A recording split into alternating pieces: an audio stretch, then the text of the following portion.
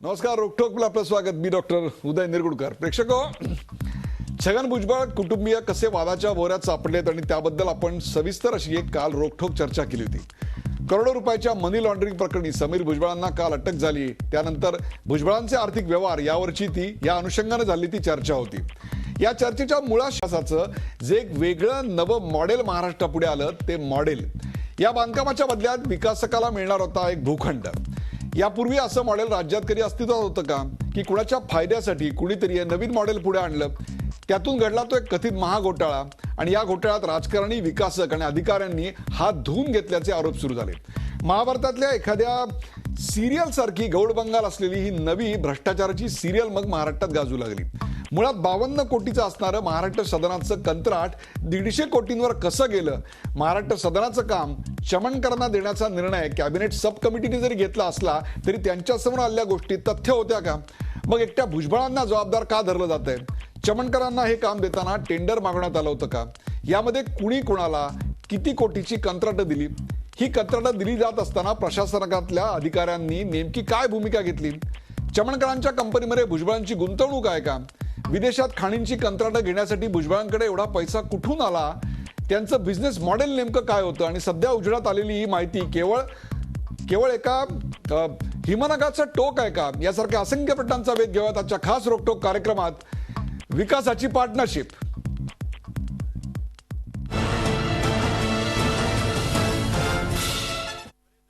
विकासाची पार्टनरशिप या कार्यक्रमात आपल्या सोबत आहेत प्रकाश बाळ जोशी, ज्येष्ठ राजकीय विश्लेषक प्रकाश बाळ जोशी आपल्या बरोबर आहेत. प्रकाशजी, आपलं या कार्यक्रमात स्वागत. आपल्या बरोबरच अंजली दमानिया, सामाजिक कार्यकर्त्या अंजली दमानिया, ज्यांनी प्रथमपासून या संपूर्ण भ्रष्टाचाराचा मागोवा घ्यायचा प्रयत्न केला, यातले पुरावे अत्यंत तळमळीनं गोळा केल्या, त्या अंजली दमानिया आपल्या बरोबर आहेत. अंजलीजी, आपल्या या कार्यक्रमात आपलं स्वागत.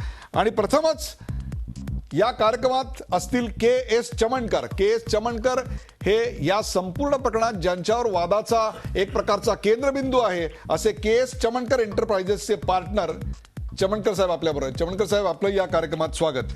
या संपूर्ण विषयाचे आहे 2 भाग आहेत. त्यातला पहिला भाग जो ब्रेकच्या आधी आपण चर्चेला घेणार आहोत तो आपण आपल्या पडद्यावर पाहू शकता. तो भाग आहे विकासाचं हे कोणतं मॉडेल. विकासाचं हे कोणतं मॉडेल. आपण जाऊयात अंजली दमानिया यांच्याकडे. अंजली दमानिया, एका भूखंडाच्या किंवा 3 गोष्टी सरकारला बांधायच्या होत्या. दिल्लीत महाराष्ट्र सदन होतं, मुंबईमध्ये गेस्ट हाऊस होतं, आरटीओ ऑफिस होतं, त्याचा ट्रॅक होता. याच्या बदल्यात विकासासाठी पैसे द्यायच्या ऐवजी विकासासाठी एक भूखंड देणे हे महाराष्ट्रात यापूर्वी आधी कधी घडलं होतं? हे विकासाचं मॉडेल कुठलं? नाही, हे छगन भुजबळांनी नवीन सुरू केलेलं मॉडेल होतं. म्हणजे तुम्ही म्हणालात ना, तुम्ही जी मांडणी केलीत ना, ती तशी मांडणीच मुळात नाहीये. म्हणजे ती कामं होती आणि त्याच्या बदल्यात भूखंड दिला हा प्रकारच नाहीये मुळात. मग भूखंड होता, तो हवा होता, तिथे SRA ची स्कीम आणायची होती, ती रिजेक्ट झाली. Chhagan Bhujbal chief minister, deputy chief minister झाले, त्यांनी बैठका घेतल्या, त्यात 3 प्रस्ताव मांडले गेले. पहिला प्रस्ताव होता, तो बदलला. दुसरा प्रस्ताव आला, तो बदलला. तिसरा प्रस्ताव मांडला. त्याच्या तिसऱ्या प्रस्तावात पण 75 कोटीचे 77 कोटी झाले, त्याचे 86 कोटी झाले, शेवटी 100 कोटी झाले. अनेक प्रोजेक्टमध्ये असं होतं. नाही, आता त्याच्यातली गंमत बघून आपण सुरुवातीला की चमनकर साहेबांनी एक भूखंड होते 825चा 1 आणि 825चा 2. हे भूखंड कुठे होते? अंधेरीला आरटी ऑफिसला लागून होते. तिथे काय होतं तर तिथे थोडी झोपडपट्टी होती. ती झोपडपट्टी यांना काढून तिथे म्हणजे 2 वसाहती होत्या, अण्णानगर आणि कासमनगर. तर त्या दोन्ही वसाहती यांनी त्यांच्या लोकांशी बोलून त्या लोकांकडनं त्यांनी अग्रीमेंट करून घेतलं की आम्ही SRA जायला तयार आहे. याचा प्रस्ताव त्यांनी 97-98 साली SRA कडे मांडला, ज्या वेळेला महाराष्ट्रात युतीचं शासन होतं. बरोबर. 2000 साली आपण त्याची पूर्ण ऑर्डरच घेऊया. म्हणजे त्यावेळेला आघाडीचं शासन नव्हतं, आघाडीतला कुठलाही मंत्री त्यावेळेला मंत्री नव्हता. करेक्ट. SRAचं ऍप्लिकेशन झालं 98 साली. NOC घेतली RTO कडनं 2000 साली. रिजनल RTOनी हा प्रस्ताव नकारला 2001 साली. का नाकारला? आता त्याची आपण कारणं खूप बघू. म्हणजे त्याची पुढची गंमत बघा, 2 महिन्यात डेप्युटी सीएम छगन भुजबळ साहेब एक मीटिंग बोलवतात 5 दिवसात, आणि त्या 5 दिवसात ती मीटिंग होणार असते. म्हणजे 21 मे 2001 रोजी ही मीटिंग होणार असते. ती काही कारणास्तव होत नाही. 2 महिन्यानंतर परत म्हणजे जुलै 2001ला ती परत मीटिंग बोलवण्यात येते. कुठे बोलवली गेली तर सह्याद्रीच्या गेस्ट हाऊसवर. आता सह्याद्रीच्या गेस्ट हाऊसवर एवढी अचानक मीटिंग बोलवून एक SRAचा अडकलेला प्रोजेक्ट छगन भुजबळ सँक्शन करतात. ठीक आहे, ते सँक्शन करण्यासाठी ते सगळ्या लोकांना प्रशासन जर बोलवतात. गतिमान असेल तरी तुमचे आक्षेप आहेत? म्हणजे त्यांनी अशा प्रकारची गोष्ट करायला नको होती. पीडब्ल्यूडीचा म्हणजे RTOचा प्रशासनाने गतिमान काम केलं तरी ते अडकतात, गतिमान काम केलं नाही तरी ते अडकतात. नाही, निरगुडकर, मला एक त्याचा पूर्ण सिक्वेन्स समजावते बोला. म्हणजे तो लोकांपर्यंत पोहोचेल. बोला. त्याच्यात हे 2001 साली हा रिजेक्टेड, जे SRAने रिजेक्ट केलेलं ऍप्लिकेशन, म्हणजे हे छगन भुजबळ कोणाला बोलवतात? SRAला बोलवतात आणि RTOला बोलवतात. संबंध काय यांचा? SRAला बोलवणं, RTOला बोलवणं आणि एक SRA प्रोजेक्ट करून देण्यात यांचा काय हेतू होता परमेश्वराला माहिती. तो SRAचा प्रोजेक्ट ते रिजेक्टेड प्रोजेक्टला ते रिइन्स्टेट करतात. कधी रिइन्स्टेट करतात तर 13/7/2001 रोजी. पुढे बघू आपण काय झालं. त्याच्यात त्यांनी सगळं दिलं की आम्ही टेस्टिंग ट्रॅक बनवून आम्ही ऍडमिनिस्ट्रेटिव्ह ऑफिस बनवू, अमुक तमुक तमुक. पुढे काय होतं? पुढे त्यांना असं सांगितलं जातं की लँड लॉक्ड प्रॉपर्टी आहे आणि याला रस्ता करून देण्याची जबाबदारी तुमची आहे, तर ती जबाबदारी तुम्ही पार पाडायची आहे. आणि 23/3/2005 मध्ये म्हणजे 5 महिन्याच्या आत हे पुन्हा एक तिसरा अर्ज टाकतात, तिसरा प्रस्ताव काय आहे की माझे जे आधीचा प्रस्ताव होता त्याला आपण प्रस्ताव 1 आणि प्रस्ताव 2 मध्ये मी विभागतो. Correct me if I am wrong later. विभागतो आणि हा अर्ज जातो चीफ आर्किटेक्ट संखे यांच्याकडे. तो कोण देतं? RTO पाठवतं. चीफ आर्किटेक्ट म्हणजे त्यांची एक मीटिंग होते. कोणाकोणाची? संखेंची, माणिक शहांची आणि अरुण देवधर जे आता आपल्या कार्यक्रमात आहेत, या तिघांची मीटिंग होते. हे देता येत नाही असं देवधर साहेब आधी ठरवतात. म्हणजे कधी 2004 मध्ये त्यांनी आधी ठरवलेलं असतं की ही आपल्याला देता येत नाही, पण ते बदललं जातं. ठीक आहे, पण अधिकाऱ्याला जर असं वाटलं असतं तर अधिकारी आपलं मत तसं नोंदवू शकतो. करेक्ट, नोंदवलेलं आहे ना त्यांनी. तसं मत पण त्या तेच सक्षम अधिकाऱ्यांनी अधिकारी- नोंदवलं नाही. अगदी. आणि त्याच्या पुढे तेच अधिकारी कसे बदलतात आणि कसे त्यांना सँक्शन मिळवून देतात ही पण गंमत बघू आपण. चमणकर म्हणतात त्यांचे बोलणी होतात. ओके, आणि त्या बोलणीत काय होतं म्हणजे तुम्हाला शासकीय इमारत किती बांधून देता येईल असं यांना विचारलं जातं. म्हणजे दिस इज सो आउटराईट शॉकिंग की तुम्ही आम्हाला काय बांधून देऊ शकता. टर्म्स कोण ठरवतं? गव्हर्नमेंट ठरवतं का हे ठरवणार की आम्ही किती बांधून देणार आणि ती द्यायची की नाही हे कोण ठरवणार? समजा जर मुख्यमंत्री सरकारने ठरवणार. जास्तीत जास्त त्यांच्याकडनं पदरात मिळावं म्हणून आपल्या टर्म्स अँड कंडिशन उघड करायच्या ऐवजी त्यांना जर विचारलं तर सरकारचं चुकलं कुठे? त्यांना विचारलं म्हणजे त्यांचं तुम्ही आम्हाला किती देऊ शकणार हे त्यांना विचारायचं का? आपण आपलं व्हॅल्युएशन काढून गव्हर्नमेंट व्हॅल्युअरला बोलवून त्याच्या अग्रीमेंटवर 10 ते 15% जे नॉर्मली दिले जातात पीडब्ल्यूडी तर्फे ते ठरवून मग त्यांच्याशी टर्म्स निगोशिएट करायच्या होत्या. पण तसं होत नाही. याच्यात सगळं गणित उलटं होतं. परत तिथे गंमत थांबत नाही, खूप काही आहे याच्यात. बरं, दुसऱ्याच दिवशी म्हणजे हे बोलतात 7 तारखेला, 8 तारखेला म्हणजे दुसऱ्याच दिवशी याला परवानगी दिली जाते. कुठल्या कंडिशनवर? की 35,000 फुटाबरोबर आणि 15,000 फूट आम्ही बांधून देऊ आणि त्याची परवानगी देऊन टाकली जाते. ती टोटल परवानगी कितीची असते? 50,379 स्क्वेअर मीटरची FSI असलेली परवानगी दिली जाते. आणि त्याच्याऐवजी हा जो तिसरा प्रस्ताव होता याच्यात ते काय म्हणतात?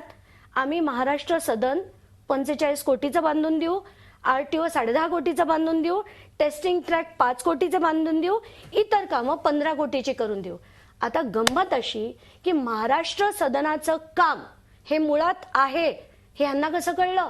कारण तोपर्यंत निघालंच नव्हतं ते. म्हणजे अधिकाऱ्यांना फक्त माहिती होतं की महाराष्ट्र सदनाचं काम द्यायचंय. तर महाराष्ट्र सदनाचं एक प्रपोजल आहे हे चामणकरांना काही स्वप्न पडलं का त्यांना साक्षात्कार झाला? मग त्यांनी ह्याचं प्रपोजल सरकार पुढे दिलं कसं? It is so outright shocking. बरं. ते दिलं गेलं. त्याच्यात ते म्हणतात आम्ही एवढी एवढी कामं करू. पहिला प्रस्ताव किती? 75 कोटीचं काम करू. बरं, त्यांनी प्रॉफिट थोडंसं जास्त होतं असं टेक्निकली दाखवलं जातं. मग हे वाढून म्हणतात ठीक आहे आम्ही 77 कोटीचं काम करू. 77 कोटीवरनं वाढून म्हणतात 86 कोटीचं काम करू. आणि 86 कोटीचं काम करून, खरं तर 86 कोटीचं कामच नव्हतं तिथे, आणि जे टोटल काम होतं ते 65 कोटीचं होतं. आणि 35 कोटीची तुम्ही द्याल तेव्हा आम्ही कामं करू असं ठरलं होतं. बरं, ही कामं आज तगायत त्यांनी केली नाहीत. त्या व्यतिरिक्त सुद्धा, म्हणजे त्यांनी कुठचीच कामं केली नाहीत म्हणा.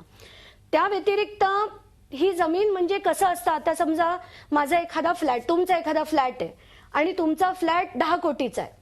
मी तुम्हाला 5 लाख रुपये दिले आणि म्हटलं निरगुडकर तुम्ही तो फ्लॅट माझ्या नावावर ट्रान्सफर करा, मी तुम्हाला 3 वर्षात त्याचे पैसे देते. तुम्ही फ्लॅट तो माझ्या नावावर ट्रान्सफर कराल का? नाही शक्य ना. नाही. तर तसं असताना जी एवढा मोठा भूखंड, त्याची किती किंमत आहे असं आपलं म्हणणं आहे? जवळजवळ आताच्या व्हॅल्युएशन प्रमाणे 2800 कोटी आहे असं यांचा एसीबीचा FIR म्हणतं. आम्ही नाही म्हणत, हे सगळे डिटेल्स आहेत, हे एसीबीचे फाइंडिंग्स आहेत, अंजली दमानियाचे नाहीत. हाही मी डिस्क्लेमर देऊन टाकते. अशा प्रकारे एक नवीन विकासाचं मॉडेल पुढे आलं ज्याच्यामध्ये भ्रष्टाचाराला पूर्णपणे संधी होती असं आपलं म्हणणं आहे. बरोबर. आता इथेच मी थांबते. मला त्यांचं एक्सप्लेनेशन ऐकू दे, कारण मला अनेक प्रश्न आपण विचारायचे चमनकरांकडे आहेत. जाऊया. चमनकर, सर्वप्रथम तुम्ही या चॅनलच्या चर्चेत सहभागी झालात त्याबद्दल मी तुमचे आभार मानतो. याचं कारण अशा प्रकारच्या चर्चेवर जनरली कंत्राटदार सहभागी होत नाही. त्यांचं कारण कंत्राटदार या जमातीविषयी लोकांचं, प्रेक्षकांचं आणि एकूणच मीडियाचं मत काय याची आपल्याला पूर्ण जाणीव असेल. काही प्रश्न आहेत तुमच्यासाठी. त्यातला पहिला प्रश्न असा आहे, हे खरं आहे का हो की महाराष्ट्र सदनाचं काम चालू करण्या अगोदर अंधेरीतल्या एका छोट्याशा रेंटेड जागेतनं आपला व्यवसाय होता आणि त्यानंतर आपली पूर्णपणे भरभराट झाली? आता हे तुमच्याकडे कुठून आलं मला माहित नाही. आता अंजली दमाने यांनी जे सांगितलं, नाही, माझा प्रश्न आहे. अंजली दमानियाच्या प्रश्नाकडे आपण नंतर येऊया. माझा स्पेसिफिक प्रश्न आहे. माझा स्पेसिफिक प्रश्न आहे. म्हटलं त्या त्याकडे माझं ऑफिसही नव्हतं. माझं दादर सारख्या ठिकाणी ऑफिस आहे आणि किती साली आहे आता नाहीये. ते माझं दादरचं जे ऑफिस आहे ते 91 सालापासून. तुमच्याबद्दल ज्या गोष्टी बोलल्या गेल्या त्याचं क्लॅरिफिकेशन करायची संधी तुम्हाला मिळते आहे, हे याच्यातनं महत्वाची गोष्ट आहे. 91 सालापासून माझं दादरला मोठं ऑफिस आहे. दादर स्टेशनला फुल मार्केटच्या समोर लक्ष्मी कमर्शियल सेंटरमध्ये. दुसरं ऑफिस आहे सांता रोडला. जे सांता रोडला तुमचं दत्त मंदिर रोड आहे त्याच्यामध्ये आहे, कृष्णा गॅलेक्सी मध्ये आहे. जवळ आहे माझ्या. मला सांगा, तुम्ही आतापर्यंत महाराष्ट्र सदन हे काम करायच्या आधी अशा प्रकारच्या एकूण मोठ्या व्यवहारात आपण कधी सहभागी झाला होतात किंवा तसं टर्नओव्हर की त्या दिवशी महाराष्ट्र सदनाचं कंत्राट आपल्याला मिळण्या अगोदरची जी आपली बॅलन्स शीट होती त्या बॅलन्स शीटचा टर्नओव्हर किती, हा अडचणीचा प्रश्न मी तुम्हाला विचारत नाही, परंतु अशा प्रकारची कामं आपण यापूर्वी केलेली होती? कामं केली म्हणूनच तर कामं दिली गेली ना. Point well taken. Absolutely no issues. Point कामं केली, ती कामं कोणती होती हे सुद्धा मी विचारत नाहीये. तुमच्या शब्दावर मी पूर्ण विश्वास ठेवतो. मला पुढचा एक प्रश्न असा येतो की यापूर्वी आपण जी कामं केली त्याच्यामध्ये अशी बार्टर सिस्टीम होती का? म्हणजे विनिमय, म्हणजे तू मला 1 किलो गहू दे, मी तुला 3 किलो तांदूळ देईन, असं तू मला एक मोठा भूखंड दे, मी तुला 3 इमारती बांधून देईन, अशा प्रकारचं कंत्राट कधी केलं होतं? नाही, अशा तऱ्हेचं नाहीच आहे कंत्राट. ही चुकीची माहिती आता अंजली दमाने यांनी सांगितली, ती अतिशय चुकीची माहिती आहे. काय ते त्याचं कंत्राट? कारण असं आहे की झोपडपट्टी पुनर्विकास योजना 1991 साली आली आणि 91 सालापूर्वीपासून तो 1984 साली प्लॉट परिवहन विभागाला मिळाला महसूल खात्याकडनं. तर त्याच्यावरती तेव्हा ही झोपडपट्टी पूर्वीपासून होती आणि तो त्याच्यातला काही भाग एक कासिम इस्माईल नावाच्याकडे खुला म्हणजे भूखंड, रिकामा भूखंड त्या ताब्यात होता आणि काही ज्या छोट्याशा भागामध्ये बॅरेक्स होते RTOचे आणि त्याच्यासमोर एक टेस्टिंग टॅग चालू होता. आणि ह्याच्यामध्ये जी लोक यायची त्या लिंक रोडनी न येता मागच्या बाजूने यायची, म्हणजे टीचर्स कॉलनीच्या साईडने, अशी त्या कार्यालयाची परिस्थिती होती. आणि तिथे त्या ह्याच्यामध्ये संपूर्ण रस्ता ब्लॉक होत होते त्या काळामध्ये. आता हे झोपडपट्टी पुनर्विकास योजना आहे ती लिंक रोडला लागून होती. लिंक रोडला लागून पूर्ण झोपडपट्टी, त्याची आम्ही योजना राबवली. युती शासनाच्या काळातच राबवली, आता राबवली नाही. ते योजनेचं आम्हाला अप्रुव्हल्स मिळाली तेव्हा, सगळे अप्रुव्हल्स स्टेज बाय स्टेज होत गेलं.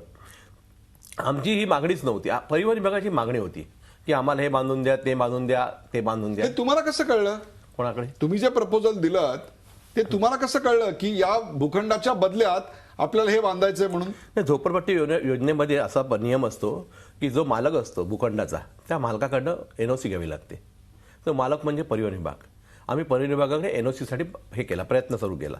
प्रयत्न सुरू करताना त्यांनी सांगितलं की बाबा आमचं हे बिल्डिंग आमची कन्स्ट्रक्शन अजून झालेलं नाहीये, जे कार्यालय होतं आणि त्याचे कासम इस्माईल नावाचा माणसाचा ताबा आहे, हे काही होत नाही. त्याच्यामुळे हे चमनकर तुम्ही ह्याच्यामध्ये लक्ष घाला, तर आम्हाला काही ह्याच्यामध्ये प्रस्ताव आम्हाला ह्याच्यात करता येईल का बघा. तर आम्ही म्हटलं बघा आम्हाला तुम्हाला जे SRA योजनेप्रमाणे ते माहित नव्हतं, नाही, माहित तुमच्या नव्हतं. प्रपोजलमध्ये त्याचा उल्लेख नव्हता. नव्हतं तुमच्या प्रपोजलमध्ये त्याचा उल्लेख नव्हतं. नव्हता. अगोदर कुठं? अंजली दमानिया बोला. नाही, हे सफशेल चुकीचं आहे. महाराष्ट्र सदन 50 कोटीचं आम्ही बांधून देऊ असं ते क्लिअर कट म्हणाले होते.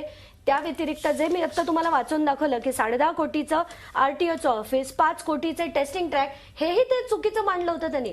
कारण टेस्टिंग ट्रॅक आणि त्या ज्या वसाहती होत्या त्याचा जो कॅल्क्युलेशन आहे ते त्यांनी SRA ला आधीच मांडलेलं होतं, ते पुन्हा डबल मांडलं गेलं असंही त्यांच्यावर म्हटलं जातं. त्याचंही त्यांनी क्लॅरिफिकेशन द्यावं. चमनकर. तर महाराष्ट्र सदनाचं काम कुठेही मांडलेलं कुठल्याही नव्हतं, गोष्टीचं टेंडर्स निघालेली नव्हती, काही झालेलं नव्हतं. तुम्हाला सिंपल गोष्ट सांगतो, मुंबई शहरामध्ये कुठलाही महसूल खात्याचा भूखंड जरी मागायचा असेल तर मागावा लागतो.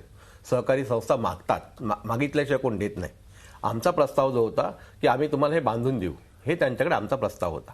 आमचा प्रस्ताव असा आहे, लेखी आहे, तर आम्ही कुठे लपवतो? नाही, पण दिल्लीचं महाराष्ट्र सदन ऐका तर, मला बोलू तर द्याल की नाही? नाही, अगदी महाराष्ट्र नक्की. सदन आहे, तुम्हाला सारखं कसं दिल्ली कळलं? महाराष्ट्र सदन, दिल्ली महाराष्ट्र सदन करू नका. मी सांगतो त्याच्यावर विश्वास ठेवा, मला बोलायला द्या पूर्ण. हो, हो, मध्येच बोला, थांबवायचं आणि तो महाराष्ट्र सदन. नाही, तुम्हाला बोला, सांगू काय, महाराष्ट्र सदनमध्ये काही भ्रष्टाचार झाला नाही. परिवहन विभागाचा भूखंड आहे, परिवहन विभागाच्या भूखंडा संदर्भात तुम्ही बोला. तुम्ही सारखं महाराष्ट्र सदन मध्ये एक भ्रष्टाचार सेकंड, झाला. नाही, नाही मॅडम, तुम्ही तुम्हाला बोलून घ्या, सांगतो मग मी हे बोलते. माझ्याकडे तुमच्या भारतीय जनता पार्टीने जे दिलेले 10,000 कोटीचा भ्रष्टाचार झाला. मी तुम्हाला चॅलेंजनी सांगतो, पूर्ण माझा प्रोजेक्ट तुम्ही घ्या. 10,000 कोटी देणार ना, शासनाला द्या 10,000 कोटी, मला नको आहे. 10,000 कोटी शासनाला द्या. अरे 22,000 मीटरचा प्लॉट दिला, FSI दिला, आणि ते 22,000 FSIचे 10,000 कोटी कसे मिळणार हे तुम्हीच मला सांगा ना. हे घ्या, तुम्हाला त्याच्यामध्ये म्हटलंय त्यांनी की महाराष्ट्र सदनचा पण ह्याच्यामध्ये हे FSI आलाय. हे कुठून आला FSI महाराष्ट्र सदनचा? महाराष्ट्र सदनचा आम्ही बांधकाम केलं, पण महाराष्ट्र तिथला सदनचा FSI याच्यात येत नाही. त्यांनी लिहिलेलं नाही ना, पण त्यांनी त्याने काय आरोप सांगितलं? केले, तिथून तुम्ही सुरू केलं. आपण मी त्याच्यात अंजली नाही. दमानिया यांनी जे मुद्दे मांडले त्याच्याविषयी बोलूया. अंजली आपण दमानियांच्याच specific विषयी बोलतो, पण बोला. त्यांनी महाराष्ट्र सदनवर सारखा 3 सारखा प्रस्ताव त्यांनी दिले की आरोप नाही? केलेला आहे. महाराष्ट्र सदनचा हा तुम्ही विषयच 3 नाहीये. प्रस्ताव दिलेत का? ऐकून घ्या. ह्याच्यानंतर आम्ही जेव्हा आर्टिकल पहिला SRA रिजेक्टेड होता की नाही याचं, हो, आपण एक एक प्रश्नाचं उत्तर घेऊ. पहिलं तुमचं 97-98 साली SRAचं प्रोजेक्ट रिजेक्ट झालं होतं. आता माझ्याकडे अप्रुव्हल आहे, तुम्हाला दाखवलं तुम्ही. तुमचं 97-98 साली प्रोजेक्ट रिजेक्ट झालं कोणी होतं, reject केलं? SRA कडून तुमचं SRA कडून कसं reject होणार? SRA कडे पहिले प्रस्ताव पाठवायचा असतो. अँटी करप्शनच्या FIR मध्ये दिलेली आहे. ती त्याची मग तुम्हाला म्हणणं आहे की यांची अँटी करप्शन त्यांनी मध्ये पत्र दिलेली नाही, पुढचे मधले सगळे स्टेप सोडून डायरेक्ट उडी मारलेली आहे. तुम्ही असं कसं म्हणता? अहो. आमच्याकडे पुरावे आहेत, तुम्ही ते पुरावे लावलेच नाहीयेत. रविदास पाटील जेव्हा गृहनिर्माण मंत्री होते तेव्हाचा विषय आहे. तेव्हा त्यांनी तुम्ही मिटिंग म्हणताय घेतली, की ती मिटिंग का नाही दाखवली? 98, भुजबळ साहेबांचीच मिटिंग का दाखवली? नाही, एक मिनिट. सिंपल सांगा ना. आपण भुजबळ specific साहेब बोलू ना. 2004 साली आले ह्या विषयावरती. प्रश्न- ऑक्टोबरमध्ये आले. तुम्ही चुकीचं म्हणतायत. ते ऑक्टोबरच्या नोव्हेंबर कधीतरी आले, अखेरी आलेत, आणि त्याच्या अगोदरचे हे प्रस्ताव आहेत. तुम्ही कुठले- सगळं कुठले? नाही सांगा ना, तुम्ही कुठले सगळे प्रस्ताव अगोदरचे आहेत. आम्ही अगोदरच्याच गोष्टी केलेल्या आहेत. कुठच्या तारखेचे आहेत साहेब? मला तारखा बोला तुम्ही. अहो, मला 2003 साली अप्रुव्हल मिळालं. मी 97-98 विचारते. SRA प्रोजेक्ट तुम्ही मांडलात 97-98 साली, हो की नाही? मांडला ना. आणि त्याचा रिजेक्ट झाला का अप्रूव्ह झाला? तुम्ही मला दाखवा प्रूफ, मला रिजेक्ट झालेला. तुम्ही त्यांचं दाखवू नका. त्यांचं दाखवू नका. मला FIR विचार मध्ये लिहिलेलं. आज तुम्ही ऑन रेकॉर्ड बोलताय की ACBचा रिपोर्ट खोटा आहे असं तुम्ही म्हणताय. एसीबीचा रिपोर्ट म्हणजे त्यांनी काही गोष्टी गाळलेल्या आहेत मधल्या. नाही याच्यात रिजेक्ट झालेला असं सरळ म्हटलं. वाचून दाखवू का मी? कोणी रिजेक्ट केला? परिवहन विभागाने केलाय. नाही त्याच्यात परिवहन SRA नाही विभागाने- म्हटलेलं आहे. परिवहन विभागाचे अधिकारी, हे काय ऐकून घ्या. परिवहन विभागाचा अधिकारी, छोटा अधिकारी हा जोपर्यंत सचिव जे असतात परिवहन विभागाचे, ते त्याच्यावर फायनल रिपोर्ट घेतात. ते वरून पाठवतात, की खालचे वरती पाठवतात की साहेब आम्हाला वाटतं रिजेक्ट करावा. हा, मग तो रिजेक्ट झाला नाही, होता. रिजेक्ट त्याने स्वतः केला. पण ते रिजेक्ट झाला नाही म्हणत. सचिव जो असतो, प्रधान सचिव परिवहन विभागाचा, तो फायनल अथॉरिटी असतो. आणि फायनल अथॉरिटी जेव्हा त्यांनी दिलं, जेव्हा फायनल अथॉरिटी त्याला जर परवानगी दिली, तेव्हा त्यांनी परवानगी दिलीच आहे ना. एक सेकंड, आता आपण एक एक प्रश्नावर जाऊ. तुम्ही म्हणता की SRA ऍप्लिकेशन तुमचं रिजेक्ट झालेलं नव्हतं. ACBचा रिपोर्ट म्हणतं रिजेक्ट झालेलं होतं. प्रश्न नंबर 2, तुम्ही तेव्हा 16/5/2001 रोजी डेप्युटी CM छगन भुजबळांनी मीटिंग बोलवली होती की नाही? त्याच्या अगोदरची तुम्ही नाही, मला एक सांगा ना, हो की नाही? बोलवली होती. बरं, हे 2 भूखंड कोणाचे नाही, ऐकून घ्या, बोलवली होते? होती. 2 भूखंड कोणाचे होते कायद्याप्रमाणे? कुठचे होते? हे परिवहन दोन विभागाचे भूखंड होते. कोणाचे परिवहन होते? विभाग परिवहन हा विभाग पहिला ऐकून घ्या 825 माझं. 1 हा परिवहन- रेव्हेन्यूचा होता, 825 2 हा आरटीओचा होता. हा. बरोबर? हो. पीडब्ल्यूडीचा त्याच्याशी संबंध काय? ऐकून घ्या. परिवहन खातं जे आहे पीडब्ल्यूचा संबंध काय? संबंध काय? आपण स्पेसिफिक बोलू गृह ना. सचिव जे असतात, तुम्ही पाहायचंय तर आहे ह्याच्यामध्ये पण पहा. गृह सचिव नाही, ऐकून छगन घ्या. भुजबळांचा सचिव जे असतात, याच्याशी संबंध काय? जे सचिव असतात, गृह सचिव असतात, त्यात कंसात लिहिलेलं असतं परिवहन म्हणून. आणि परिवहन विभागाकडे परिवहन गेलं चुलीत. मला सांगा छगन भुजबळाचा असं कसं याच्याशी बोलता संबंध काय? तुम्ही अशा भाषा वापरू का? चुलीत घाला, हे अग्री, घाला. मी मागे घेते माझा शब्द. नाही, नाही, हे तुम्ही सांगा, चुकीच्या पद्धतीने बोलत छगन असाल तर मला- भुजबळ नाही, नाही, तुम्ही यांचा एकाच पद्धतीने संबंध बोलताय. काय? प्रत्येक स्पेसिफिक अहो, तुम्ही प्रश्नाचं उत्तर परिवहन देऊ. मला माझा करत खुलासा बसलात करायला देत सारखे. नाहीये तुम्ही तुमचं पहिल्यांदा सगळं स्टेटमेंट मांडलं संपूर्ण. मी की नाही असं केलं मांडलंय. म्हटलं. मी तुम्ही माझं आधीपासून one-fourth म्हटलेलं पण नाही आहे. मांडलंय. तुम्ही आता मला खोडून मी काढायचं आहे ना, तुम्ही one-fourth. नंतर काढा ना. नाही. मला त्याची हकीकत सांगू द्या ना. बरं, मी हकीकत सांगू परत द्यायचं repeat करते. नाही. क्रॉस तुम्ही काय उगाचच तुम्ही काय हे arguments नाहीये. नकोत, उगाच तुम्ही वकील arguments असाल कदाचित, नकोत. पण मला हे माहित नाही. मी वकील नाहीये. मग 825 चा 1 रेव्हेन्यूचा होता, हो. 825 ते चा सगळं 2 आहे ना. आरटीओचा होता. अहो, ते मग कागदावर आहे, साहेब. छगन भुजबळ हे मीटिंग 2001 साली काय म्हणून बोलवतात? पण मग मला सांगा, रोहिदासजी पाटील बोलवण्यात त्यांना अधिकार होता की नाही? मग त्याची मीटिंग का दाखवली नाही नाही, अँटी पण करप्शन त्यांनी ब्युरोनी? का म्हणून त्यांनी का बोलवलं? दाखवली नाही? बरं, तो तुमचं त्यांनी जे अँटी करप्शन proposal ब्युरोनी होतं ते reinstate ऐका, रोहिदासजी कसं पाटील झालं? यांनी त्याच्यात आदेश दिले की या झोपडपट्टी पुनर्विकासाचा विचार केला जावा. तुम्ही एक वाक्य असं सांगून टाका की हो छगन भुजबळ यांनी का बोलवली आहे मला माहित नाही, विषय संपला. तुम्ही नाही, असं नाही, का मी सांगत तसं नाही नाही? म्हणत आहे. जर माहिती असेल तर सांगा. नाही माहिती असेल नाही प्रश्न. भुजबळ साहेबांनी बोलवली आहे मीटिंग, हे सत्य आहे, नाही म्हणत नाही, मी नाकारतही That's नाही. it. परंतु ह्याच्यामध्ये जे सांगितलं जातं त्यांच्या अधिकारात येतं की नाही, त्यांच्या अधिकारात हा विषय होता. मुळात सुरुवात कुठून झाली की तिथे जे झोपडपट्टी पुनर्विकास योजनेच्या रिकाम्या भूखंडावर जे होतं परिवहन विभागाच्या तिकडे जो ते कोणाखाली येतं? ऐकून घ्या मला. परिवहन विभाग तुम्हाला ते माहित नसेल. जेवढा प्रेक्षक जास्तीत जास्त स्पष्टीकरण याच्यात समोर येते तेवढंच याच्यातला खुलासा वाढत चालला. ब्रेकवर जाण्यापूर्वी एक प्रश्न प्रकाश बाळ जोशी यांना. प्रकाश बाळ जोशी, सार्वजनिक बांधकाम खात्याचे त्यावेळचे प्रमुख हे इंजिनियर होते, IAS अधिकारी नव्हते, किंबहुना त्या खात्याला तोपर्यंत IAS अधिकारी असण्याची प्रथा नव्हती. त्यामुळे या भ्रष्टाचाराला किंवा या कथित भ्रष्टाचाराला त्यातून आत्ताची जी परिस्थिती उद्भवलेली आहे त्याला एक प्रकारे सुरुवात झाली. नाही, असं नाही म्हणतो ना, कारण की जसं PWD खातं आहे, इरिगेशन आहेत, या ठिकाणी त्या खात्याचे त्या कामासंदर्भात जे एक्सपर्ट असतात, इंजिनियर्स असतात, तेच त्या खात्याचे सेक्रेटरी म्हणून आजपर्यंत काम करत आले आहेत. म्हणजे IAS अधिकारी तिथे नव्हता त्यामुळे असं दिसत नाही. परंतु आत्ता आपल्यासमोर या जी चर्चा आपण आत्ता ऐकलीत त्याच्यावरून एक गोष्ट आपल्या लक्षात आली असेल की जिथं जिथं डेव्हलपमेंटचा प्रश्न आला, तुम्ही जर गेल्या एक 50 वर्षाचा मुंबई शहराचा जर इतिहास बघितलात तर सर्व अशा प्रकारच्या ज्या केसेस आलेल्या आहेत करप्शनच्या किंवा ज्याला आपण कायदा न पाळता केलेले केसेस आहेत, या सगळ्या लँड डेव्हलपमेंटशी संबंधित आहेत. म्हणजे अगदी बॅकबे रिक्लेमेशनपासून आणि या सर्व केसेस शेवटी कोर्टात जाऊन त्याच्यामध्ये काथ्याकूट करण्यात आलेलं आहे. आणि गव्हर्नमेंटचे नियम असतात ते ठरलेले असतात आणि सर्व नागरिकांनी ते पाळावे असाही प्रयत्न असतो आणि तसं पाळतात सगळेजण. परंतु ज्या वेळेस कुठंतरी बोला, ज्या वेळेस असं करताना ते सरकारनेच तयार केलेले नियम कुठेतरी बाजूला ठेवले जातात किंवा कुठेतरी घाई केली जाते, अशा वेळेस अशा प्रकारच्या केसेस होताना हा जो निर्णय झाला, प्रकाश बाळूशी आपण इतके वर्ष महाराष्ट्राचं राजकारण आणि अशा प्रकारची कंत्राटं हे सगळं कव्हर करताय, हा जो निर्णय झाला तो काही एकट्या भुजबळांनी घेतलेला नाही.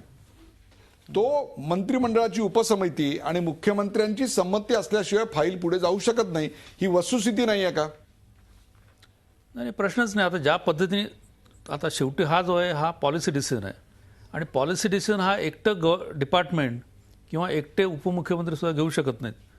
जोपर्यंत तो पूर्ण विषय कॅबिनेट पुढे जात नाही किंवा कॅबिनेटच्या सबकमिटी पुढे जरी गेला आणि सबकमिटीने जरी ते मान्य केलं किंवा रिजेक्ट केला तरी तो सुद्धा शेवटी कॅबिनेट पुढे यायला लागतो आणि कॅबिनेट ज्यावेळेस त्याच्यावर निर्णय घेते त्यावेळेस त्याच्यावर शिक्कामोर्तब होतं. म्हणजे अशा परिस्थितीत कॅबिनेटनी किंवा कॅबिनेटच्या सब कमिटीने घेतलेल्या निर्णयाकरता एका व्यक्तीला जबाबदार धरणं कितपत योग्य असा प्रश्न देखील याच्यातनं तांत्रिकदृष्ट्या पुढे येऊ शकतो. परंतु कॅबिनेट सब कमिटी समोर आलेली गोष्ट ही तथ्य होती का, ही सत्य होती का? आणि त्याहीपेक्षा सुद्धा अत्यंत महत्वाचं म्हणजे ज्या अधिकाऱ्यांना हे मान्य नव्हतं त्यांनी आपली भूमिका स्पष्टपणे त्यावर का लिहिली नाही, त्यांच्यावर काही दबाव होता का, हे सगळं आपण चर्चा करणार आहे. का ब्रेक नंतर कुठे जाऊ नका, पाहत राहा झी 24 तास. आपण पाहताय विकासाची पार्टनरशिप.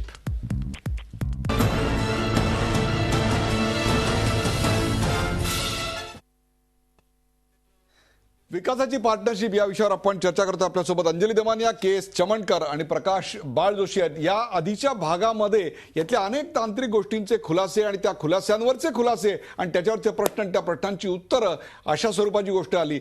छगन भुजबळांकडे असलेली बेहिशोबी संपत्ती ही ज्याच्यावर आता एन्फोर्समेंट डायरेक्टरेटनी कारवाई केलेली आहे, त्यांच्या पुतण्याला अटक केलेली आहे, त्याचे जे स्रोत आहेत ते स्रोत नेमके कुठे कुठे आहेत याच्याबद्दलच्या वेड्यावाकड्या चर्चा आहेत. त्यातलं सत्य आपल्या समोर यावं म्हणून ज्यांचं नाव सध्या वादाच्या अत्यंत भोवऱ्यात पूर्वी होतं आणि आजही आहे त्या के.एस. चमणकरांना आणि त्यांच्यावर आरोप करणाऱ्या अंजली दमानिया या दोघांनाही आम्ही तुमच्यासमोर पेश करतोय. त्या दोघांच्यातली चर्चा, कदाचित त्या दोघांमधल्या भूमिकांमधले फरक, त्यांच्यावरची परिस्थिती, त्यांच्याकडे असलेली कागदपत्र, त्यातून येणारी सत्य परिस्थिती आपल्या समोर मांडली जाते.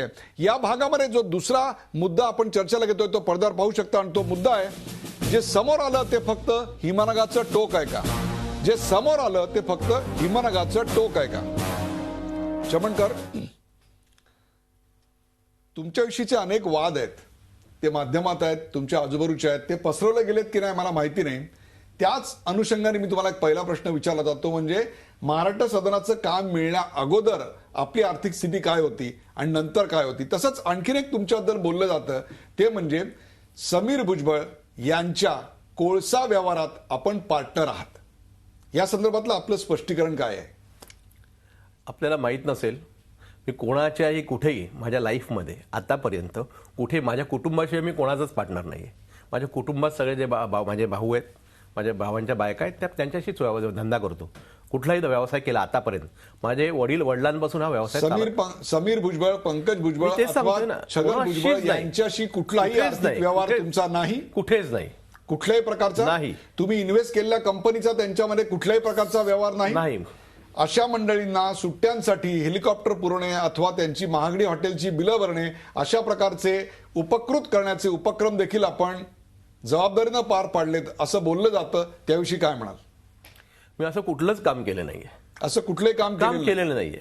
आपण कोकणामध्ये एक भवन बांधलं आणि ते भवन त्या पक्षाला देणगी म्हणून दिलं. ते भवन आपण बांधलं का? ते भवन बांधणं आणि आपल्याला महाराष्ट्र सदनाचं कंत्राट मिळणं याचा संबंध जोडला जातोय म्हणून हा प्रश्न विचारतोय. आपलं क्लॅरिफिकेशन काय आहे? गुरुनाथ कुलकर्णी जेव्हा हयात होते, गुरुनाथ कुलकर्णीच्या ह्याच्या काळामध्ये ते भवन सुरू झालं बांधायचं. त्याचं काम बंद पडलं होतं. त्याच्यानंतर मला अशी रिक्वेस्ट करत होते सारखे की तुम्ही याच्यामध्ये सुपरविजन करा. त्या सुपरविजन करता करता हा विषय आला आणि त्याच्यानंतर महाराष्ट्र सदन हे पूर्वी दिलेलं गेलं काम, आताचं नाही आहे. हे दिलं गेलं ते 2006 साली दिलेलं आहे. हे तर आत्ता बांधलं गेलं आहे. हे तर आता तुम्ही सांगाल ते आता परत त्याच्यात तर गुरुनाथ कुलकर्णी ज्यावेळी वारले त्याचं कारणच ते की अख्खा दिवस त्या भवनाच्या मागे होते ते. आणि त्याच्यानंतर ते भवन बांधावे त्यांची इच्छा होती. ते माझ्या कोकणातले होते आणि ती इच्छा त्यांची होती की बाबा कोणीतरी पाहावं. त्या दृष्टिकोनातून मी त्यांना मदत केली. पाहण्याची मदत जी मला बांधकाम क्षेत्राचा अनुभव होता त्या अनुभवासाठी त्यांना मी मदत करत गेलो. म्हणजे थोडक्यात छगन भुजबळ यांच्याशी तुमचे कुठलेही कोणत्याही प्रकारचे संबंध नाहीत हे आपण आज स्पष्टपणे सांगताय. महाराष्ट्राच्या जनतेसमोर येऊ दे, जे आहे ते जनता ठरवेल. तुमचं म्हणणं तुम्ही मांडलं. एक शेवटचा प्रश्न नंतर आपण अंजली दमानियांकडे जाऊया. ते म्हणजे हे जे कंत्राट आहे, हे जे विकासाचं मॉडेल आहे, एका भूखंडाच्या बदल्यात 3 जागा किंवा 3 जागांच्या बदल्यात एक भूखंड, ज्या भूखंडाची किंमत त्या 3 जागांच्या किमतीपेक्षा कित्येक पटीने जास्त, अशा प्रकारचं विकासाचं मॉडेल. आपण या क्षेत्रातले तज्ज्ञ आहात, बांधकाम व्यावसायिक आहात, आर्किटेक्ट आहात, म्हणून तुम्हाला विचारतो, असं यापूर्वी कधी महाराष्ट्रात घडलं होतं का? मला कळलं नाही काय म्हणताय तुम्ही. एका भूखंडाच्या बदल्यात 3 गोष्टी विकसित करून द्यायच्या. ज्या 3 विकसित गोष्टी करायच्या आहेत त्यांची रक्कम आणि त्या भूखंडाची रक्कम याच्यामध्ये काही नातच असत नाही. इतका तो भूखंड मोठा असतो, लाभ मोठा असतो. अशा प्रकारचं बार्टर ट्रेड ज्याला आपण म्हणतो, म्हणजे तू 1 किलो गहू दे, मी 3 किलो तांदूळ देतो, अशा स्वरूपाचं कंत्राट महाराष्ट्रात यापूर्वी कधी झालं होतं का? एवढं फक्त सांगा. कारण असं बोललं जातंय की हे तुमच्याकरता खास तयार केलेलं होतं, टेलर मेड होतं तुमच्या. बरोबर आहे तुमचं म्हणणं. तुमचं म्हणणं आहे भूखंडाच्या बाबतीत बरोबर आहे. असं दिलं गेलं असं तुमचं म्हणणं आहे आणि अंजनी दमानियांचं म्हणणं आहे. माझं म्हणणं मला भूखंडच दिला नाही. माझ्याकडे जो भूखंड होता ते SRAचा होता, झोपडपट्टी पुनर्विकास योजनेचा, आणि तो अगोदरपासून त्याच्यावर स्कीम राबवत होतो. त्या माझ्या भूखंडावरती म्हणजे बिल्डिंग बांधणार, सेल बिल्डिंग, त्याच्यावरती FSI वापरण्याची मला परवानगी दिली. ती सुद्धा शासनाने 22,000 मीटर दिली. 22,000 मीटर यासाठी वापरायला तो आपण जसं TDR वापरतो तसा तो FSI वापरायला दिला. 22,000 मीटर भूखंड दिलाच नाही ना. भूखंड कुठे दिला मला? अंजली दमानिया, त्याला भूखंड मिळालेलाच नाही. त्यांनी सरकारचं काम केलं, तो भूखंड वेगळाच होता. मग तुमच्या आरोपात नेमकं तथ्य काय आहे? नाही, गंमत अशी की तो भूखंड दिलाच नाही. मग तो आत्ता जो होता तो भूखंड कोणाचा? एक रेव्हेन्यूचा, एक आरटीओचा, आणि त्यांनी दिलाच नाही असं म्हणतायत. मग यांनी घेतला कसा? कोणाचा आहे तो भूखंड? रेव्हेन्यूचा आणि आरटीओचा. अजून त्याला कळले नाहीये की जेव्हा एक सेकंड, मला प्लीज बोलू द्या. हा जो भूखंड आहे तो कोणाचा आहे? सरकारचा आहे. म्हणजे एका डिपार्टमेंटचा आहे की दुसऱ्या डिपार्टमेंटचा दुसरा आहे. त्याच्यावर काही झोपडपट्ट्या आल्या म्हणजे तो त्यांचा झाला. त्या झोपडपट्ट्यांच्या पुनर्विकासासाठी तो भूखंड ते SRA कडे जाऊन मागणी करतात, SRA कडे प्रस्ताव देतात. तोही मी म्हणते रिजेक्ट झाला होता. त्यात हे म्हणतात की हा भूखंड दिलाच नाही मला कोणी, तो माझाच होता. बरं, हे सगळं जाऊ दे. तुम्ही जे मगाशी आपण महाराष्ट्र सदनाबद्दल बोलत होतो त्याच्यावर मी परत येते. आता हे जे काम त्यांनी सांगितलं की आधी आम्ही 75 कोटीचं करू, मग म्हणाले 77 कोटीचं करू, मग म्हणे 86 कोटीचं करू, मग म्हणे 100 कोटीचं करू. 100 कोटीत ऍक्च्युअल काम होतं 65 कोटीचं. 35 कोटीची कामच नव्हती ती. जसं जेव्हा तुम्ही सांगाल तेव्हा आम्ही करू या कंडिशनवर हे काम पूर्ण झालं, सुरू करण्यात आलं. परत जसं मी मगाशी तुम्हाला प्रश्न विचारला, तुमचा 10 कोटीचा फ्लॅट आहे, तो मला तुम्ही 5 लाखाला द्याल का? आणि उर्वरित रक्कम जर मी 3 वर्षात तुम्हाला देणार असेल तर तुम्ही मला तो फ्लॅट माझ्या नावावर ट्रान्सफर कराल का? तुमचं उत्तर होतं नाही. पण तो हा जो भूखंड होता हा पूर्णपणे चमणकरांना देण्यात आला. चमणकरांनी नंतर, ते नाही म्हणतायत, जाऊ दे ना, त्यांना नाही म्हणू दे, पण हे वस्तुस्थिती आहे. त्यानंतर त्यांनी त्याचे हक्क प्राईम बिल्डर्सला दिले. म्हणजे हे म्हणतात मी डेव्हलपर, मी आर्किटेक्ट. मग तुम्ही ते डेव्हलप का नाही केलीत? मग तुम्ही प्राईमला का दिलीत? आणि प्राईम बिल्डर्स जे आहेत त्यांच्याकडे तुम्ही हँडओव्हर केलात. कशा कंडिशनवर? की तुम्ही ते महाराष्ट्र सदन बनवा, तुम्ही त्या आरटीओचं ऑफिस बनवा, तुम्ही तिथली जी वसाहत बनवायची ती बनवा, जे कामं करायचे तुम्ही करा, आणि त्यातले 20% मला द्या.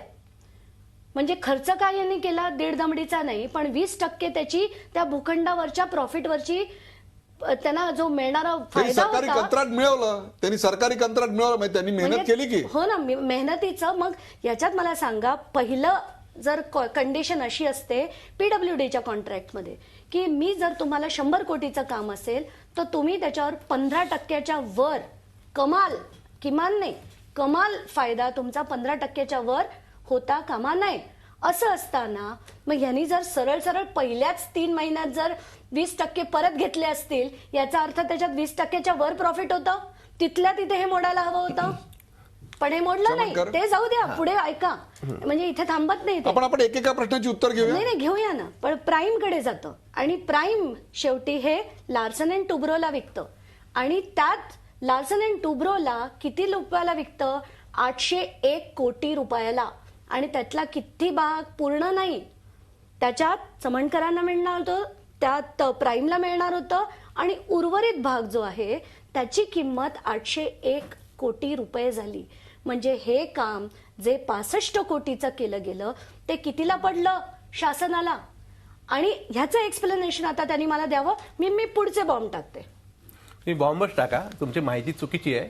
कारण तुम्हाला जे अजूनपर्यंत तुम्ही जो मारा करताय तो तुमच्या पद्धतीने करताय, तुम्हाला नेहमी सवय झालेली आहे. आणि हे तुम्हाला माहित नाही, झोपडपट्टी पुनर्विकास योजना कुठल्याही भूखंडावर असू दे, झोपडपट्टी योजना असते ती खाजगी भूखंडावर असो आणि आता सरकारी भूखंडावर असो, तिथे राबवताना तो त्याच्या खालचा भूखंड असतो, त्याच्यासाठी ज्याचा मालकी हक्क, ज्याच्याकडे जो मालकी हक्क असतो त्याकडे ऍप्लिकेशन करावं लागतं. त्याप्रमाणे आम्ही SRA च्या योजनेअंतर्गत तो आम्ही त्याच्याकडे शासनाकडे हे केलेलं, अपील म्हणजे त्या ज्याचा भूखंड होता त्याच्याकडे त्यांची ना हरकत प्रमाणपत्र मिळवण्यासाठी. तो मिळत नाही तोपर्यंत SRA आम्हाला परवानगी देत नाही, अशी पद्धत आहे. आणि SRAचा असा सुद्धा रूल आहे की जर अमुक दिवसात दिला नाही तर तो भूखंडाच्या मालकाला पण विचारत नाही, डायरेक्ट ते लोक परवानगी देतात. हे असताना सुद्धा आता हे सारखं तेच म्हणतायत की एकच घेऊन बसलेले आहेत मगासपासून की नाही त्याला भूखंड दिला. शासन कधी भूखंड देत नाही. शासनाचा जो त्याच्या खालचा जो भूखंड शासनाचाच राहतो. तो चुकीच्या पद्धतीने सांगण्याची पद्धत आहे ती चुकीचीच आहे. शासनाचे तुम्ही माहिती घ्या, झोपडपट्टी पुनर्विकास योजनेच्या अधिकाऱ्यांना बोलवा, तुमच्या समक्ष बोलवा आणि त्यांच्याकडे आधी खुलासा करून घ्या की हे शासनाचे भूखंड कसे विकसित केले जातात. ते तुम्ही आपलंच खरं करतात की हा भूखंड चमणकरांना दिला. हा तुमच्या पुढच्या गोष्टी तुम्ही हे नेहमी अशाच पद्धतीने जे बोलताना तुमची बोलण्याची टॅक्टच तशी असते. तुमच्या बोलण्याची सगळी टॅग तशी असते आणि अशा आम्ही तुमच्यावर आरोप केले तर शोधून काढून आम्ही तसं करत नाही. आम्ही व्यावसायिक आहोत, आम्हाला कळतं त्यात किती ध्येय असतं ते. आता त्यांनी सांगितलं प्राईम डेव्हलपरला दिला, अख्ख्या दिल्ली शहरात विचारावं जाऊन प्राईम डेव्हलपरला कोण ओळखत असेल माझ्याशिवाय कोणाला? कोणी तिथले कर्मचारी असू देत, सरकारी अधिकारी असू देत, म्हणजे मराठा सदन म्हणजे कुठलाही व्यक्ती तिथल्या आजूबाजूचा सगळे ठेकेदार मला ओळखतात. कोण प्राईम डेव्हलपरला ओळखतात? एकदा एकही माणसाला आणून दाखवावा की आम्ही प्राईम डेव्हलपरला ओळखतो म्हणून. तुम्हाला ओळखता याचा अर्थ प्राईम डेव्हलपर नाही, त्यांनी सांगितलं प्राईम डेव्हलपरनी सगळं काम केलं, यांनी काहीच केलं नाही. अंजलीजी, पहिलं उत्तर त्याला प्राईम बिल्डर्स आहे, प्राईम डेव्हलपर्स नाही आहे. दुसरं, प्राईम डेव्हलपर्स बिल्डर्सना दिलं असं लार्सन अँड टुब्रोच्या अग्रीमेंटमध्ये. मी अग्रीमेंट वाचलंय, त्याची कॉपी माझ्या घरी आहे, त्यांना हवं असेल तर उद्या सकाळी पाठवून देईन. तिसरं, मी आता जे म्हटलंय हे 801 कोटीला ही लार्सन अँड टुब्रोला दिली गेली आहे, त्याचं मला उत्तर मिळालेलं नाही आहे. आणि हे जे म्हणतायत ना त्याचं काय मी एक्सप्लेनेशन, म्हणजे इतकं लेम एक्सप्लेनेशन याच्या आधी मी कधीही ऐकलं नव्हतं. आता आपण याच्या आणि पुढे जायचंय का काय करायचं तेही त्यांना म्हणू. पुढचं ते तर बोलायला द्या मला. आता ते कशाला पळ काढताय? तुम्हाला सांगतो आम्ही प्राईम डेव्हलपरवर केलं आणि ते आमच्या सुरुवातीबरोबर आमच्याबरोबर ते होते, पण माझा प्रोजेक्ट होता ते आम्हाला अर्थसहाय्य देण्यासाठी ते उभे होते. हे तुम्हाला आधीच सांगितलं की या प्रोजेक्टमध्ये अर्थसहाय्य जास्त लागतं, त्या सुरुवातीपासून होते आणि अग्रीमेंटमध्ये सर्व उल्लेख केलेला आहे. त्याच्यानंतर आम्हाला जेव्हा हे बांधकाम करायचं सेल बिल्डिंगचं आमच्या, तर सेल बिल्डिंगचं करायचं बांधकाम तेव्हा कुठे अशी मजबूत कंपनी पाहिजे होती की जी ताकदवर नसेल. सरकारी आपले प्रोजेक्ट पण आपण L&T सारख्या मोठ्या प्रोजेक्टला कंपन्यांना देतो, सगळे मोठ्या कंपन्यांना देतो. आमचे तर एवढे मोठे टावर्स बांधायचे ते कसे बांधणार आम्ही? SRA योजनेमधले आधी होते टावर्स, आम्ही त्यामधून आम्ही असा निर्णय घेतला. ऐकून घ्या, मला बोलायला तर द्या. मग L&T आली, L&T 801 कोटी रुपये दिले. मी कुठे नाही म्हणतो 801 कोटी दिले ना, म्हणतो ना 801 कोटी दिले. ऐकून घ्या, ते अग्रीमेंट दिले कशासाठी दिले? मला तुम्हाला एक बारीकसा प्रश्न आहे, एक छोटासा प्रश्न आहे. तुम्ही काम किती कोटीचं केलं आणि तुम्हाला ती जागा 801 कोटीला जी तुम्हाला विकली गेली त्याच्या बदल्यात काम किती कोटीचं केलं? हा मुद्दा आता बरोबर बोललात तुम्ही. मी बरोबर विचारतोय. मी प्रश्न विचारलात बरोबर. आता रिझन्स असं आहे, ते नुसतं 801 कोटीवरून नाही, मराठा सदनसाठी जो खर्च येणार होता तो त्या अग्रीमेंटमध्ये मेन्शन आहे आमच्या गव्हर्नमेंटच्या L&Tच्या. त्याशिवाय SRA योजनेसाठी जो फंड आहे त्याच्यासाठी तो मेन्शन आहे. त्या प्रत्येक म्हणजे परत PTC बांधायच्या, PTCसाठी बांधायचे पैसे आहेत त्याच्यामध्ये. असं नाहीये, टेस्टिंग ट्रॅक आहे, इतर गोष्टी आहेत, सगळ्या गोष्टींचं. नाही ऐकून घ्या, ऑल दिस पुट टुगेदर 801 कोटी ही रक्कम होते का? 800 कोटी होते ना साहेब. बांधकामं इतकी आहेत ना, ही एकच बांधकाम नाही आहे साहेब. महाराष्ट्र सदन, हायमाऊंट आणि RTO ही बांधकामं नाहीच आहेत. ती बांधकामाचे पैसे लिहिलेले असते त्याच्यामध्ये. त्याशिवाय इतर बांधकाम आहेत ना आमची. मला प्रकाश SRAच्या बिल्डिंग बांधायला पाहिजेत की त्यासाठी पैसे लागणार की नाही? किती तुम्ही जे मांडलेले आहेत ते वेगळे आहे ना. तुम्ही शासनापुढे जे मांडलेले आहेत ते वेगळे आहेत. ते काय 800 कोटीच्या घरात कुठेही काही जात नाही. शासनाचा काय संबंध येतो? शासनाला 100 कोटीची बांधकाम करून द्यायची आहे. याच्यावर आक्षेप जे उचलले गेले अँटी करप्शन कडनं, ते आक्षेप काय काय होते हेही आपण बघून घेऊ. की यांनी जो प्रस्ताव मांडला, म्हणजे भुजबळ साहेबांनी जो प्रस्ताव, व्हॅल्युएशन 2006 मध्ये न घेता 2005चं व्हॅल्युएशन घेतलं, त्याच्यात सरकारला, शासनाला नुकसान झालं. पॉइंट नंबर 2, त्याच्यावर कुठल्याही प्रकारचं लोडिंग केलं गेलं नव्हतं.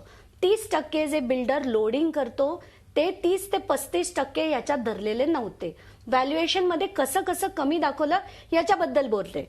अग्रीमेंट क्लॉज मध्ये होतं की हे कॉन्ट्रॅक्ट सबलेट करता येत नाही किंवा सब कॉन्ट्रॅक्ट करता येत नाही. हे कॉन्ट्रॅक्ट जर त्यांच्या फंडिंगवर ते म्हणत असतील की त्यांनी आम्हाला नुसतं फंडिंग दिलं, मग ही पुढची अग्रीमेंट्स तुम्ही प्राईम बरोबर केलेलं आणि नंतर लार्सन बरोबर केलेलं, हा काय प्रकार होता? आणि सगळ्यात महत्वाचं म्हणजे हा जो पूर्ण जमिनीचा घोळ झाला, ही जमीन त्यांना 2006 साली दिली गेली. जसं मी तुम्हाला म्हटलं, कोणी सांगावं की काम करण्याआधी काम संपलं महाराष्ट्र सदनचं 14-15 मध्ये. त्याच्या आधी यांना जमीन देऊन ती जमीन एकाची दुसऱ्याला, दुसऱ्याची तिसऱ्याला 2006 साली जमीन मिळाली. नाही, यांचं म्हणणं परफेक्ट आहे, त्या सगळं सांगतात ते खरं आहे. त्याचं कारण असं आहे की अभ्यासच नाही केला. झोपडपट्टी ज्या अभ्यास न करता खरं न बोलता खरं नाही बोलत, खरं बोलताय नाही. त्यांचं कारण असं आहे की त्यांना ते माहीतच नाही की झोपडपट्ट्या आम्ही उठवल्या तिकडच्या, त्यामुळे ती भूखंड खालीच दिसणार आहे. त्या जिथे झोपडपट्ट्या होत्या त्यांना आम्ही शिफ्ट केलं, त्याच्या एक बिल्डिंग बांधली, त्याच्यामध्ये तुम्हाला ती बिल्डिंग 2006 साली मिळाली. हे तर सत्य आहे. तुम्हाला ती जागा 2006 साली मिळाली, हे तर सत्य. जागा नाही मिळाली. जागा कुठे दिलेली आहे? झोपडपट्ट्या खाली झाल्यानंतर जागा आमच्याकडे जाणार ना साहेब. आम्ही झोपडपट्टी पुनर्विकास योजनेअंतर्गत Anyway, अण्णानगर आणि कासमनगर या झोपडपट्टी ज्या संस्था आहेत त्यांनी अग्रीमेंट केलं होतं. Last 4 minutes अंजलीजी.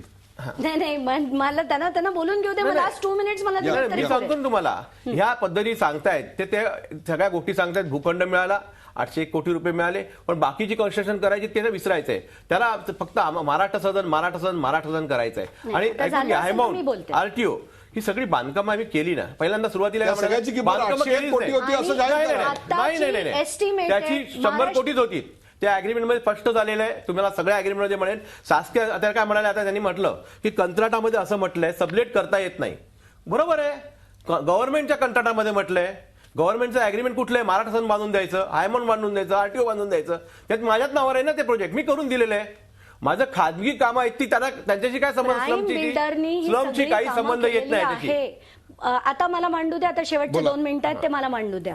आत्ताच्या घटकेला 2015चं व्हॅल्युएशन 2667 कोटीचं यांचं आहे. त्या भूखंडावर आत्ता काहीही नाही. असं असताना जर यांनी अमुक कोटी त्या सगळ्या कॉन्ट्रॅक्टसाठी खर्च केले असतील, 100 कोटी, 200 कोटी, 250 कोटी, सरकारने त्यांना 250 कोटी देऊन ही जमीन परत घ्यावी आणि त्याचं ऑक्शन करावं. टेंडरिंग करून प्रॉपरली हा भूखंड विकावा आणि उरलेले 2500 कोटी महाराष्ट्राकडे परत आले पाहिजे. अंजली दमानिया, मला तुम्हाला शेवटचे 2 प्रश्न विचारायचे आहेत. ईडीची कारवाई योग्य दिशेने सुरू आहे असं वाटतं आपल्याला? आता ईडीची कारवाई आणि यांचा आता सध्या तरी काही संबंध नाहीये, कारण ह्याच्यातले आलेले किकबॅक्सची, मनी लॉन्ड्रिंगशी तो संबंध येतो. आताच्या तुम्ही एसीबी कडे गेलात तेव्हा एसीबीने नेमकं काय केलं?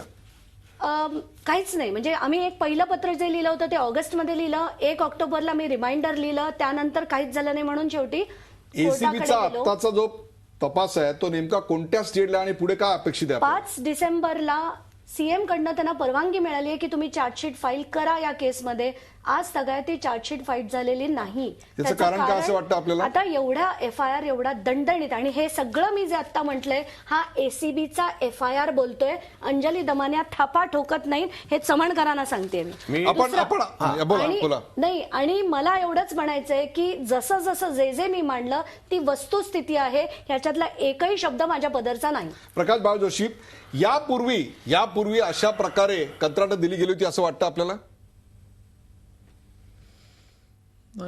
मला तर असं वाटत नाही, कारण आता त्यांनी पॉलिसी तर हे नवीन, आपण जसं पहिल्यांदाच म्हणालात की अशा प्रकारे भूखंड देऊन त्याचं 3 वेगवेगळ्या ठिकाणी डेव्हलपमेंट करणं हे का पहिलेच दिलं नव्हतं.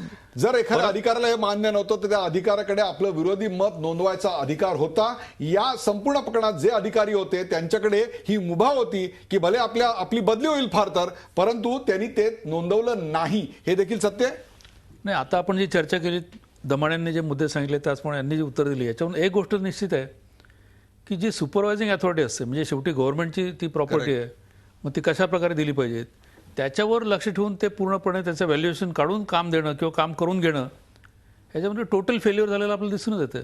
एक सगळ्यात महत्वाचा पॉईंट माझा मांडायचा राहिला. त्या अग्रीमेंटमध्ये असंही लिहिलेलं आहे की ह्याच्या पुढे जर जास्त फायदा निघत असेल 15% वर, तर तो शासनाबरोबर शेअर झाला पाहिजे. तर अनेक प्रकारच्या व्हायोलेशन्स या ठिकाणी बोलल्या गेल्या. प्रकाश बाळ जोशी, महाराष्ट्राच्या राजकारणामध्ये मनी लॉन्ड्रिंगसाठी म्हणून अशा प्रकारे अटक होण्याची पहिलीच केस असावी राजकारणातल्या एखाद्या नेत्याला? हो, निश्चितपणे.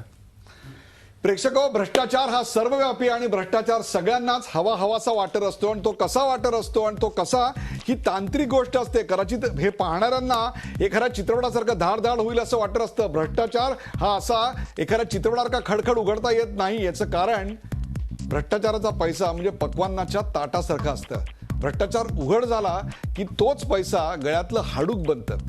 तेच कंत्राटदाराबद्दल. सुरुवातीला कंत्राटदार सगळ्यांचाच असतो, पण भ्रष्टाचार उजेडात आला की तो कंत्राटदार कुणाचाही नसतो, किंबहुना त्याला झटकून टाकण्यातच सगळे धन्यता मानतात, तेव्हा तो एकाकी पडतो. अलीकडच्या काळात भ्रष्टाचार ही देखील एक व्यवस्था झालेली आहे. तो उघड होत नाही ना तोपर्यंत सगळे अगदी बेमालूमपणे एकमेकांचे भागीदार असतात. म्हणूनच की काय, भ्रष्टाचार उघडकीला आणणं हे देखील आजच्या काळात माध्यमांना किंवा अशा प्रकारच्या ऍक्टिव्हिटीजसाठी एक फार मोठं दिव्य काम असतं. महत्वाची गोष्ट म्हणजे या यंत्रणेत काम करणारे कुणीही या पुढे येत नाहीत. त्यामुळे याच्यावर अंकुश ठेवणं फार कठीण होत चाललंय. विकासाच्या अशा भागीदाऱ्या मोडीत काढायची वेळ आली आहे. जे तुमच्या समोर आलं त्याच्यातल्या तांत्रिक बाबी या अशाच होत्या. याचं कारण त्या तांत्रिक बाबीतच या भ्रष्टाचाराची पाळंमुळं खोलपणे रोवलेली आहेत. या कार्यक्रमात सहभागी झाल्याबद्दल सर्व मान्यवरांचे आभार. ताज्या बातम्यांसाठी पाहत राहा झी 24 तास. रहा एक पाऊल पुढे.